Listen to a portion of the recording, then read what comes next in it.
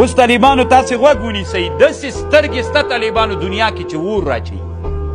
په همدې کتاب کې طالبانو بحث کوي په د علم د انسولوجیا په علم کې دې کې داسې وایي طالبانو وایي یوه ورځ یوه ښځه وه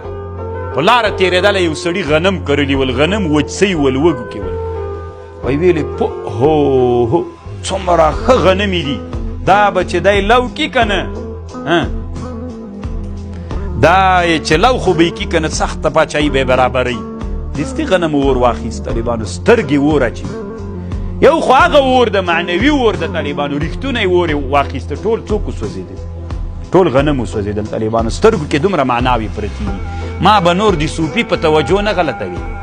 تاسې څنګه ښکار کړي توجه درته وکړم دا کمالات علمي دي که نه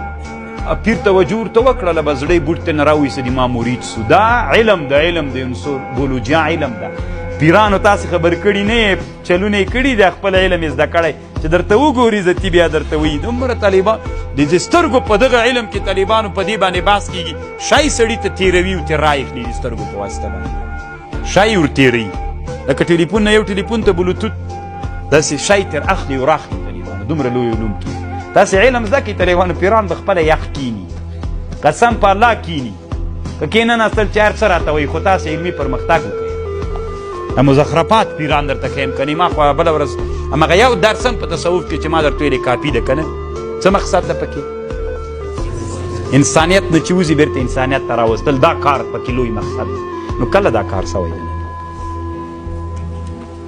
طالبانو د همدغې ښځې چې دا اور یې وراچولې وي د دې ښځې لور وله دا څه مریضه سوې و بله ښځې پوښتنې ته راغلې وه چې پوښتنې ته یې راغلې وه وي چې بېرته لاړله وی ویلې د لورګانو ته یې ویلې چې څومره تک سپین مخ یو لکه د هګۍ پوستکی داسې خوند یې کو مخې سبا ته طالبانو د همدې په سترګو په مخ باندې داسې دانې راوختلې په منځ مخې دومره خطرناکې سترګې سته ده ما په خبر پوه شول وعده ده چې انشاءالله په دې علم به بحث بیا کوئ انسولوجیا. اوس طالبانو یو دوه خبرې د روح الماني لالا مو واورئ دیوی طالبانو بالکل حق ده څوک نظر حق ده طالبانو حدیث ده قرآن هم مني حدیث هم مني علم هم مني او یوه خبر دا د روح الماني خبره ډېره اوږده کړې طالبانو غومره دا څنګه طالبانو تاثیر کوي دا چې کله یو شی مستحسن وبلي ښه درته ښکاري چې له سترګو نه داسې زهري مواد وځي طالبانو او حسد چې چا سره وکړي له سترګو نه د داسې مواد وځي چې هغه په هغه سترګې ډېر تاثیر لري طالبانو کله کله سترګې د سړي نه ډېر قوت ختموي تاسې فکر وکړئ